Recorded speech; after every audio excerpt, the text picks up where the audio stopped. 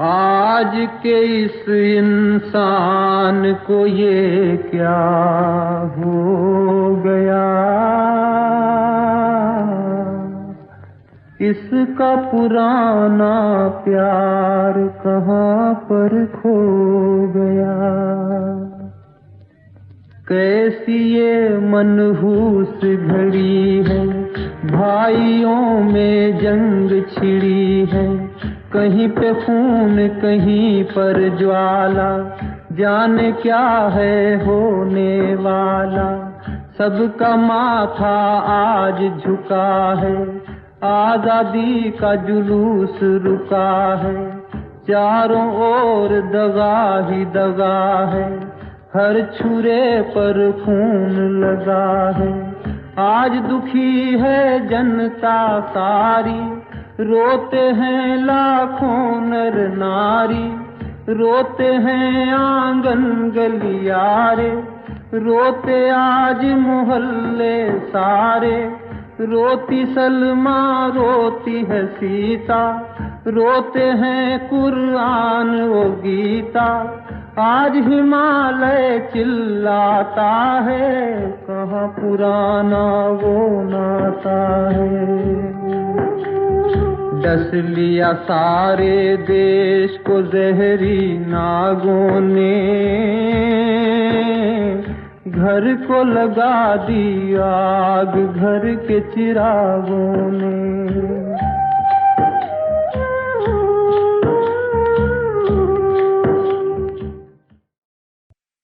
ये है आज के भारत की दशा।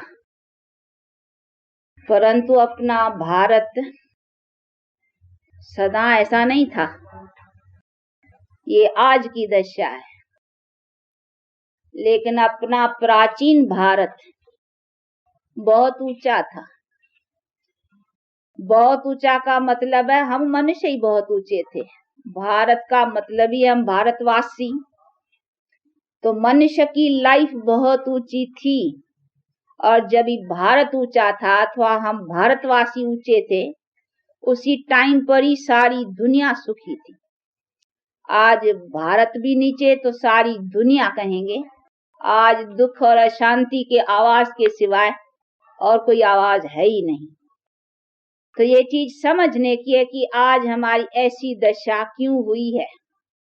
क्या अभी ऐसी दशा भी बदल कर करके फिर जो अपनी प्राचीन, जिसको कहते थे, गांधी जी भी कहते थे ना, ये राम राज्य बने, तो राम राज्य भी तो हमारे भारत का प्राचीन जमाने की बात है ना, जिसको गांधी जी भावना रख कर करके कोशिश की, लेकिन वो प्रैक्टिकल चीज बन नहीं पाई। तो अभी वो प्रैक्टिकल चीज कैसे बनी थी, कैसे बन सकती है, उसके लिए क्या उपाय है, ये भी तो बातें समझने की है ना। तो वो राम राज्य कहो या कहीं जिसको कहते हैं दुनिया स्वर्ग कहो, स्वर्ग का नाम तो उठाते हैं बहुत, कम में कम जब कोई मरता है ना तब तो कहते ही हैं कि स्वर्गवासी हुआ। लेकिन ये पता तो होना चाहिए ना कि स्वर्ग है ही क्या चीज।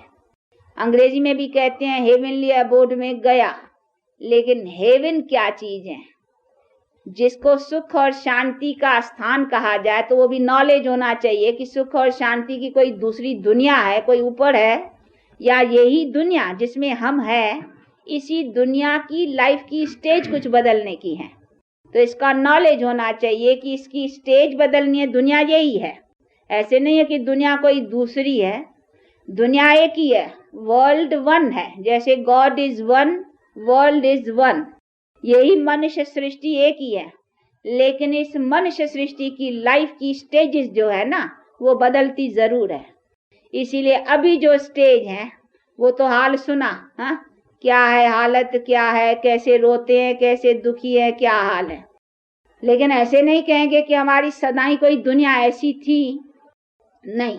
वो भी दुनिया थी जिसको आज स्वर्ग कहने में आता था, सुख शांति वाली दुनिया कहने में आती थी, जिसकी भावना कोई राम राज्य में रखी, किन्होंने स्वर्ग के नाम से रखी है, किन्होंने कुछ नाम से रखी है।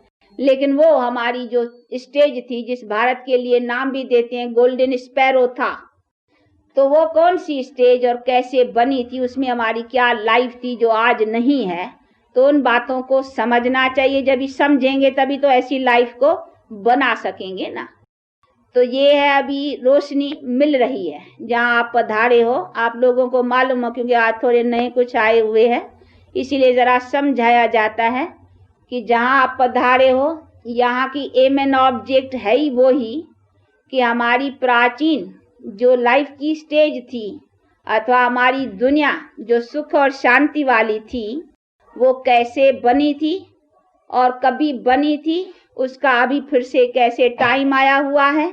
और ये हम भी उस परम पिता परमात्मा के द्वारा अभी इसी बातों को समझकर, क्योंकि इसी बातों को जानने वाला है ही एक, सवाए परमात्मा के हमको इसी सभी बातों की रोशनी कोई मनुष्य नहीं दे सकता है। इसीलिए इन बातों की रोशनी उसको ही है, उसको माना परम पिता परमात्मा को, जिसको ही कहा जाता है नॉलेजफुल। वो हमारे सारे कर्म गति को जानने वाला है, तो वही तो बता सकेगा ना। और उसने ही कहा है कि यदा यदा धर्मस्य ग्लानिर्भवति भारत, जब जब अधर्म होता है तब तब मैं आता हूँ। काहे के लिए आता हूँ? इसीलिए कि इस बातों की समझ दे करके ऐसी दुनिया बनाने के लिए। तो अभी ये वही टाइम है और ये उनकी ही कॉलेज है, परम पिता परमात्मा की। हम सब स्टूडेंट्स हैं, उनके द्वारा वो सीख रहे हैं कि किस तरह से अभी हम अपने प्रैक्टिकल लाइफ को ऊंच बनाएं, जिसके आधार से जो दुनिया हम चाहते हैं अथवा हम अपने लाइफ में सुख शांति चाहते हैं वो हमको कैसे प्राप्त हो। क्योंकि मनुष्य दुखी जो होता है ना, दुख कहाँ से होता है? दुख को भी समझना चाहिए। दुख किसी बातों से होता है। देखो, मनुष्य को रोग होता है तो दुखी होता है, अकाले मृत्यु होता है तो दुख होता है, निर्धनता होती है तो दुख होता है, लड़ाई झगड़े होते हैं तो दुख होता है। यही दुख के कारण है नहीं। अभी अगर हमारे लाइफ में ये बातें न हो फिर तो ठीक है ना, फिर तो हमारी जीवन, हमारे पास कभी रोगी ना आवे, कभी अकाले मृत्यु न हो, यानी मरने जीने का बल हमारे पास हो, और कभी लड़ाई झगड़े और निर्धनता आदि ये सभी बातें न हो, फिर तो हमारी जीवन सुखी हो, फिर तो ठीक ही है ना। लेकिन ये होवे कैसे? ऐसे भी नहीं कहेंगे कि ये संसार का नेम है, रोग होना भी जरूरी है, अकाले मृत्यु होना भी जरूरी है, निर्धनता भी जरूरी है, ये लड़ाई झगड़े भी सदा से चले आए हैं। कई ऐसे समझते हैं, परंतु नहीं, ये रॉन्ग है। ये समझने की बात है। हमारी दुनिया की वो भी स्टेज थी जिस जमाने को ही कहा जाता था स्वर्ग अथवा राम राज्य, जो अपने अपने शब्दों में कईयों ने विचारों ने भावना रखी है, परंतु वो प्रैक्टिकल चीज कैसी थी, किस तरह से बनी थी, उनका प्रैक्टिकल चित्र किसी के पास न होने, क्योंकि वो प्रैक्टिकल तो प्रैक्टिकल जानने वाला है ना, परमात्मा, वही बता सकती हैं। तो अभी उसने क्या बताया है और समझा रहे हैं कि उनका है कि हमारे जीवन में कभी रोग नहीं था, हमारे जीवन में कभी अकाले मृत्यु यानी बिगड़ टाइम। अभी मनुष्य है, मनुष्य मर जाता है या मरता है, कुछ मनुष्य क्या कर सकता है, बेबस है ना। पर तो नहीं, हमारे में वो बल था कि हम अपने शरीर को अपने टाइम पर अपने बल से उतारते थे। उतारते का मतलब थे छोड़ते थे। जब बाल युवा वृद्ध स्टेज कंप्लीट होती थी तब टाइम और मालूम पड़ता था कि अभी हमारा समय हुआ है, अभी इस शरीर को छोड़ना है और शरीर लेना है, तो वो बल था। लेकिन आज वो ताकत नहीं है। तो ये सभी ताकत हमारी क्यों चली गई है? जरूर है कि हमारे कर्म की गिरावट हुई है, जिसको कहे कर्म भ्रष्ट। तो अभी कर्म भ्रष्ट बनने के कारण हमारी वो ताकत अपने सभी बातों के प्राप्त करने की, ये रोग आदि भी क्यों होता है? ये भी तो कर्म की हीनता है ना। कोई भी दुख होता है तो मनुष्य कहते हैं ना, भाई ये कर्म, तकदीर, किस्मत, उसी पर ही कहना पड़ता है ना। तो ये क्यों कहते हैं? जरूर है कि कर्म किसने बनाए? ये भगवान ने थोड़ी बनाए बैठ के। हमारे दुख के कर्म भगवान ने थोड़ी बनाए। अगर भगवान ने हमारे बनाए, रोग भी भगवान देता है या हमारा दुख भी भगवान देता है, तो भगवान को हम सुख के लिए याद क्यों करते हैं? जब भी दुख आता है तो भगवान को याद करती है कि हे भगवान अभी रहम कर, हे भगवान अभी सुख दे, हे भगवान, अच्छी बात के लिए उसको याद करते हैं। नहीं, ऐसे थोड़ी कहते हैं भगवान दुख दे। उसने हमको अगर दुख दिया होता तो उसको हम सुख के लिए क्यों याद करते हैं? और महिमा भी ऐसे करते हैं कि तू दुख हरता सुख करता। ऐसे नहीं उनको कहते हैं तू दुख करता सुख करता, नहीं, कभी भी स्तुति में भगवान के लिए ऐसे कोई कहते हैं हे भगवान तू दुख करता है? नहीं, उनको कहते हैं तू सुख करता और आप दुख हरता। हरता का मतलब ये नाश करता। तो जो दुख के हरने वाला है वो दुख देगा कैसे? ये तो कॉमन समझने की बात है। तो दुख कोई भगवान नहीं दिया है, ये दुख हम अपने भूलवश, अपने विकारों के वश होने के कारण है, विकारों के कारण दुख बना है। इसीलिए अभी परमात्मा कहते हैं कि जब तक इन विकारों को नहीं छोड़ा है तब तक तुम दुख से छूट नहीं सकते हो। तो अभी उसी से कैसे छुटकारा पाओ विकारों से, और तुम्हारे कर्म कैसे श्रेष्ठ बने, जिस श्रेष्ठ कर्म के आधार से तुम्हारी प्रारब्ध श्रेष्ठ बने, तो वो बैठ कर करके सिखाया जाता है। तो इसी शिक्षा के लिए ही परमात्मा ने आगे भी कहा है नहीं, तो यदा यदा जब जब ऐसा अधर्म होता है, जब इन बात की जानकारी एकदम चली जाती है और 5 विकारों वश मनुष्य हो जाते हैं, तब मैं आता हूँ और आकर कर करके ये ज्ञान दे कर करके विकारों से निवृत्त करता हूँ। तो ये है उसी का एक कॉलेज। उसने बैठ कर के लिए एक अर्जुन को नहीं समझाया था, ये तो गीता शास्त्र बनाया है, वो तो पीछे शास्त्रकारों ने बैठ कर करके एक फॉर्म से एक शास्त्र बनाया, परंतु प्रैक्टिकल में तो कहीं एक के लिए तो नहीं आया ना। वो तो नर नारियों को बैठ कर करके शिक्षा दी है, जैसे दे रहे हैं। हम भी तो अभी उनके द्वारा ये शिक्षा पा रहे हैं, जो सबका पिता है, आप लोगों का, हमारा कोई अकेला हमारा थोड़ी है, सबका है, सारी दुनिया का, सभी मनुष्य मात्र का, सभी धर्म का, सबका बाप तो एक ही है नहीं, परमात्मा तो एक ही को कहेंगे ना। इनकॉर्पोरियल गॉड, निराकार परमात्मा एक ही को कहा जाता है, और उसको सब मानते हैं और सब कहते हैं गॉड इज वन। तो वो वन तो एक ही चीज है ना, कोई मनुष्य की तो बात ही नहीं है ना। और जो भी धर्म स्थापिकाएं हैं तो उन्होंने भी कहा कि हम खुद अपने को गॉड नहीं कहा। देखो गुरु नानक देव है, उसने भी अपने को कोई परमात्मा नहीं कहा। क्राइस्ट था तो उसने भी अपने को कोई परमात्मा नहीं कहा, उसने भी कहा मैं सन ऑफ गॉड हूँ, not God but son of God. और जो भी आए हैं धर्म स्थापिक, उन्होंने कोई अपने को परमात्मा नहीं कहा, उन्होंने भी परमात्मा के तरफ अंगुली उठाई, अर्थात उसके तरफ इशारा किया। तो उसका मतलब है परमात्मा तो एक निराकार हो गया ना, और उसी निराकार को ही सब मानेंगे। ऐसे तो नहीं है ना जो धर्म के स्थापन करने वाले हैं उनको सब मानेंगे, नहीं, वो तो हर एक अपने अपने धर्म, जैसे गुरु नानक देव है, हाँ वो सिख धर्म वाले या जिसी धर्म वाले जो मानते हैं वही, सब तो उसको नहीं मानेंगे ना। तो वो तो हो गए धर्म स्थापित, लेकिन उन्हों का भी जो पिता निराकार परमात्मा, जिसको ही कहा जाता है authority, world all mighty authority, अभी वो वर्ल्ड ऑल माइटी अथॉरिटी हमारे सारी कर्म गति को जानता है।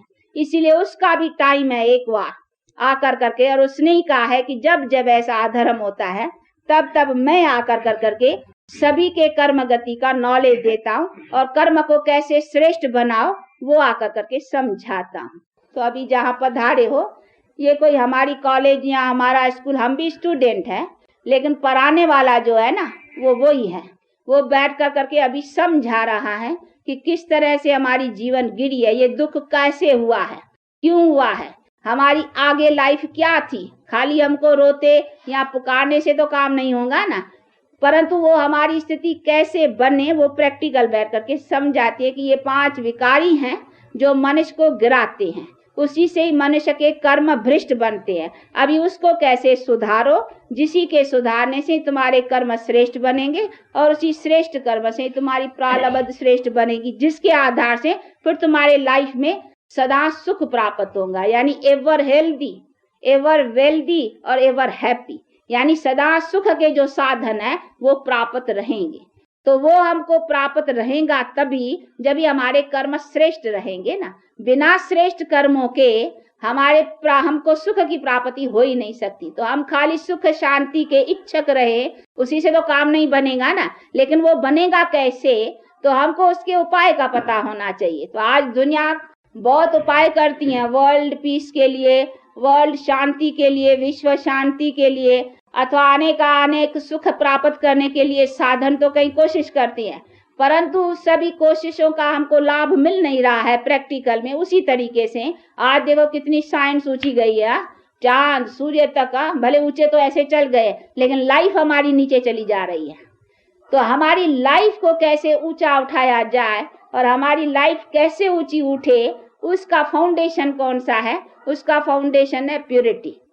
First purity, then peace and prosperity. ऐसे नहीं है फर्स्ट पीस एंड प्रॉस्पेरिटी, नहीं, फर्स्ट प्योरिटी। जब तक लाइफ में प्योरिटी नहीं आई है तब तक पीस एंड प्रॉस्पेरिटी आई नहीं सकती है। तो फर्स्ट प्योरिटी, तो प्यूरिटी कैसे हमारे जीवन में आए जिससे हमारे कर्म अच्छे बने, तो कर्म का ही हम फल खा सकेंगे ना। हमारे कर्म ही ठीक नहीं होंगे तो हम फल खाएंगे कहाँ से? कर्म से ही तो फल बनता है ना। हम खाने की इच्छा रख बैठे हैं लेकिन मिले कहाँ से? उनका बीज जो बोना है, तो ये है कर्म क्षेत्र। ये गीता में भी है, ये कर्म क्षेत्र है। इसको कर्मों की खेत कहा जाता है। जो हम करते हैं सो पाते हैं। लेकिन हम करना क्या चाहिए? हमको उसका राइट नॉलेज होना चाहिए। ऐसे तो कॉमन कहीं समझते हैं कि इतना तो हमें भी ज्ञान है कि भाई सच बोलना चाहिए, झूठ नहीं बोलना चाहिए, किसको धोखा नहीं देना चाहिए, किससे कोई या ऐसा पाप कर्म नहीं करना चाहिए, तो कॉमन सब समझते भी हैं। परंतु पहले पहले ये भी तो हमको जानना चाहिए नहीं कि सच ही क्या है। सच बोलना चाहिए परंतु सच क्या है? सच का भी तो पता होना चाहिए ना कि व्हाट इज ट्रुथ। ट्रुथ का नॉलेज होना चाहिए ना। ट्रुथ उसको कहेंगे कि हमको यथार्थ अपनी नॉलेज होनी चाहिए कि व्हाट एम आई, हम कौन है। सेल्फ रियलाइजेशन होना चाहिए कि हम है कौन। ऐसे तो कॉमन किससे भी पूछेंगे आप कौन हो, तो कहेंगे हाँ देखो मनुष्य है, हाँ मनुष्य है, और क्या है देखते नहीं हो मनुष्य है। ये तो कॉमन परिचय, वो तो बात ही नहीं। लेकिन आई सेल्फ, हम है कौन, वो चीज का पता होना चाहिए ना। तो हम है आत्मा। आत्मा को अपना ज्ञान होना चाहिए और हमारा कैसा कर्म के साथ संबंध है, हम किस कर्मों से श्रेष्ठ बन सकते हैं और किस कर्मों के कारण नीचे गिरे हैं, इन सब बातों का यथार्थ नॉलेज होना चाहिए ना। तो हमको अपना और अपने क्रिएटर का, परमपिता परमात्मा का, जिससे ही हमको बल मिलेगा, ताकत मिलेगी, उनका नॉलेज, और हमको अपने कर्म का नॉलेज, इन सब बातों की यथार्थ नॉलेज होनी चाहिए। तो यथार्थ नॉलेज को ही सच कहा जाएगा। बाकी ये कॉमन नॉलेज वो तो सब जानते हैं। सच बोलना, सच क्या कहेंगे भाई, जिसने इसने यही बात सुनाई, मैंने भी वही बात सुनाई, ये सच बोला। अभी सच ये तो नहीं ना, हम वास्तव में है कौन, हमारा ये कर्म का चक्कर कैसा चलता है, हमारी कर्म की ये सृष्टि का कैसा बना, इन बातों को यथार्थ जानना, उसको कहेंगे सच को जानना। बाकी ये तो नहीं है ना, इसने जो बोला हमने भी वो बोला इसीलिए हम सच्चे हो गए, नहीं। ये है कौन, इसका पता होना चाहिए, ये कौन है। तो अपना, हर एक को अपना, दूसरे का, तो ये कौन है, हम जो ये देखते हैं, तो ये नॉलेज होना चाहिए नहीं, ये क्या है, मनुष्य है क्या। तो इस यथार्थ नॉलेज को समझना, इसको कहेंगे ट्रुथ को जानना। तो सत्यता का पता भी होना चाहिए ना कि हमारी जीवन का आधार किसके ऊपर है, हमारा कर्मों का आधार किसके ऊपर है, हमारा कर्म क्या है, हमें करना क्या चाहिए। इन सब बातों की यथार्थ जानकारी को ही ज्ञान कहा जाता है और उसको ही कहेंगे सच को जानना। तो जब तक ऐसी यथार्थ नॉलेज का पता नहीं है तो मनुष्य सत्यता से चलते ही नहीं है। भले मनुष्य तो समझते हम बड़े कभी किसको खून नहीं किया है, कभी किसका पाप तो नहीं किया, कभी किसको धोखा दिया नहीं, हम इसीलिए बहुत सत्यवादी हैं, बहुत अच्छे है। परंतु 5 विकार वश जब तक मनुष्य है ना, तो मानो उससे पाप होता ही रहता है।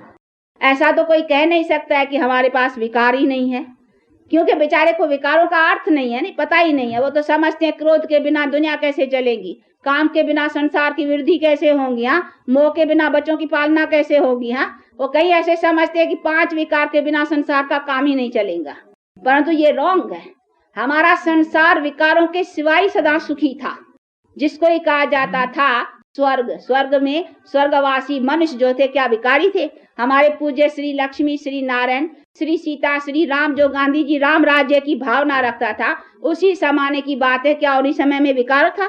अगर उनको विकार तो आज उनके चित्र मंदिरों में क्यों पूजे जाते हैं? आज जब मंदिरों में जाते हो, लक्ष्मी नारायण के मंदिर में जाते हो, तो आप उनके आगे क्या कहते हो? आप सर्वगुण संपन्न, 16 कला संपूर्ण, संपूर्ण निर्विकारी, ऐसे कहते हो ना। कि आप कहते हो आप सर्वगुण अपूर्ण, आप विकारी, ऐसे तो नहीं है ना। उनको निर्विकारी क्यों कहते हो? जरूर कंट्रास्ट है ना, विकार और निर्विकार का कोई तो कंट्रास्ट है ना।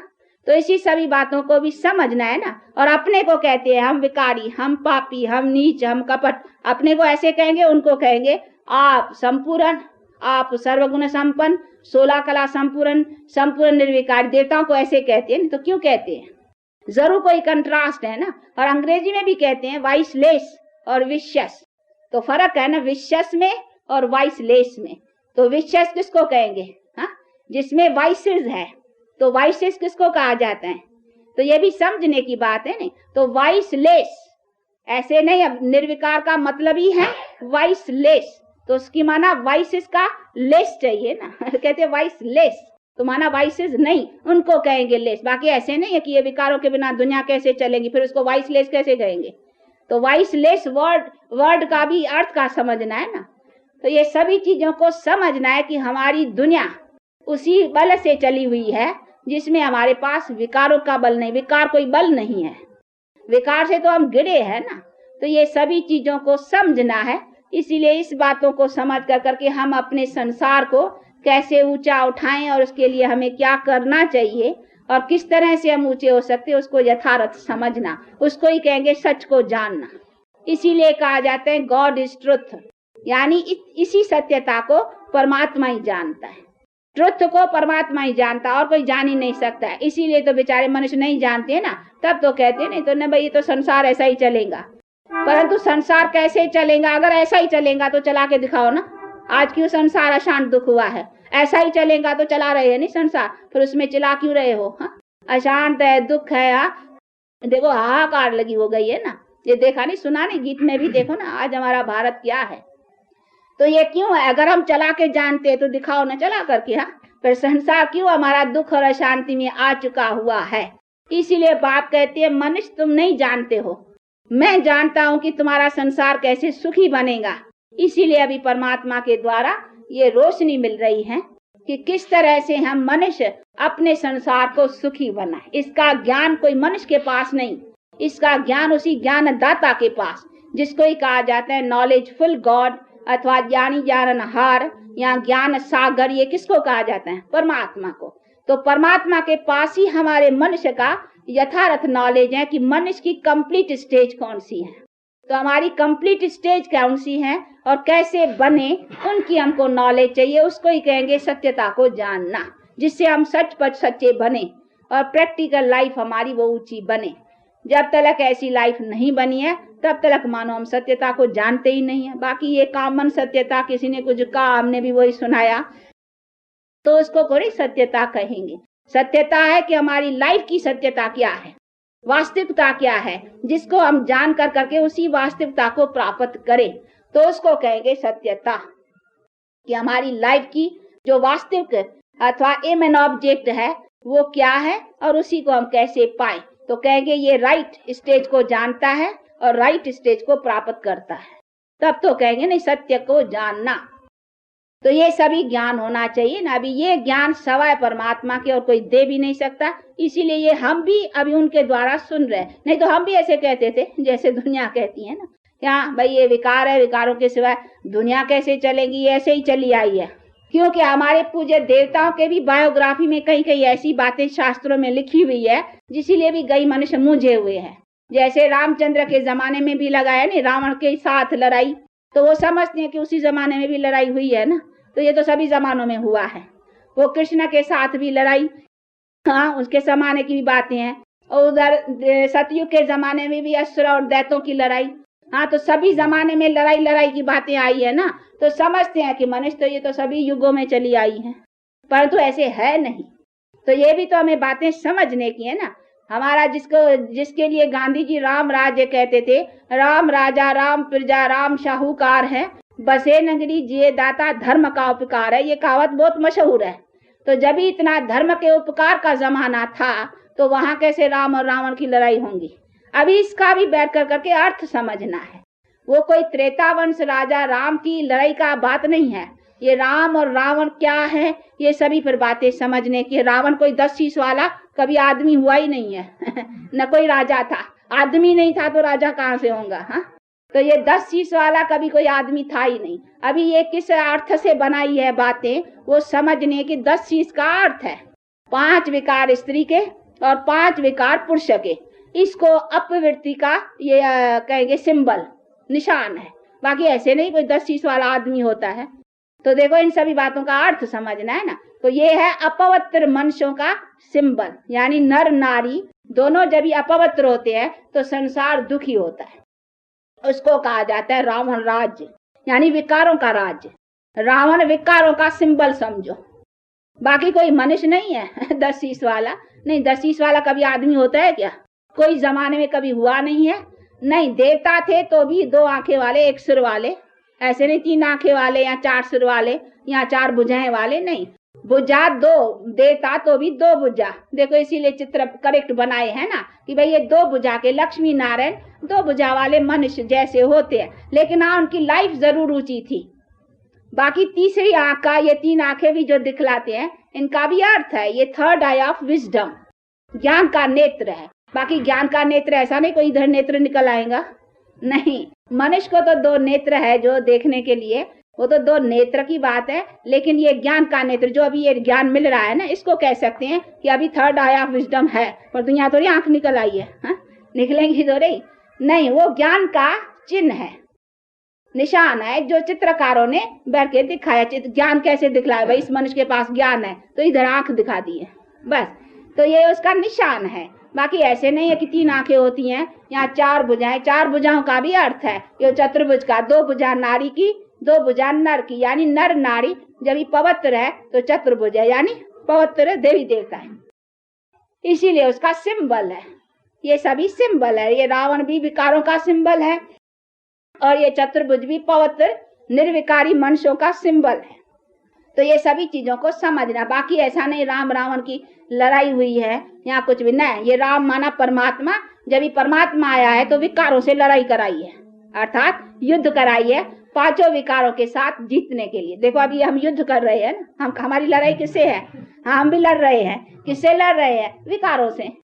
विकारों ने हमारे ऊपर जीता है ना, अभी हम विकारी हो गए थे, हमारे ऊपर विकारों ने राज किया, इसीलिए हम दुखी हुए हैं। अभी फिर परमात्मा आकर के रोशनी दी है कि इस विकारों से लड़ो और इस विकारों को जीतो। किससे लड़ो, रावण से। तो ये हमारी रावण के साथ लड़ाई। अभी लड़ाई का अर्थ ये है, बाकी ऐसे नहीं है कि कोई सच 10-20 वाला आदमी था, कोई राजा था जिसके साथ राम की युद्ध हुई, ऐसी कोई बातें नहीं है। तो ये सभी चीजें को भी समझना है ना। तो अभी ये बायोग्राफी जो राम और उसकी बनाई है, और उन्होंने स्टोरी बनाने वालों ने जिस तरह से बनाया, तो इन बातों को पूरा न समझने के कारण ये बहुत बातें मिक्सअप हो गई, इसीलिए कहीं समझते हैं लड़ाई तो सदा से चली है ना, परंतु नहीं, सदा हमारे सतयुग और त्रेता के जमाने में, जिसमें कहते हैं राम राजा राम प्रजा राम शाहूकार है, बसे नंगड़ी जिए दाता, धर्म का उपकार। तो धर्म का उपकार जहाँ होगा वहाँ ये अधर्म की बातें कहाँ होंगी, लड़ाई झगड़े तो अधर्म की बात है नहीं वो कैसे होंगी। तो ये सभी चीजें को समझने का है, इसीलिए वो जमाने कोई लड़ाई के नहीं थे। ये लड़ाइया का जमाना द्वापर काल से शुरू हुआ है। सतयुग और त्रेता में ये लड़ाई या अशांत के कोई भी कारण, कभी अकाले मरना या रोग आदि, वो भी जमाना था जब डॉक्टर्स और हॉस्पिटल्स थे ही नहीं, क्योंकि रोग ही नहीं था। कभी कोई जज वकील और कोर्ट आदि थी नहीं, क्योंकि चोरी चकारी थी नहीं, काहे के लिए होंगे, वो भी जमाना था ना। तो हमारे वो जमाना जिसमें हमारे पास न कोई झूठ न पाप न कोई ऐसा कर्म, धर्मराज के डंडे भी नहीं थे क्योंकि हमारे पाप ही नहीं थे उसकी कोर्ट भी बंद। तो ये यहाँ की कोर्टें की तो कोई बात ही नहीं है, क्योंकि वो हमारी लाइफ की स्टेज इतनी ऊंची थी, तभी हम पूर्ण सुखी थे, ever healthy ever wealthy ever happy जिसको कहा जाता है।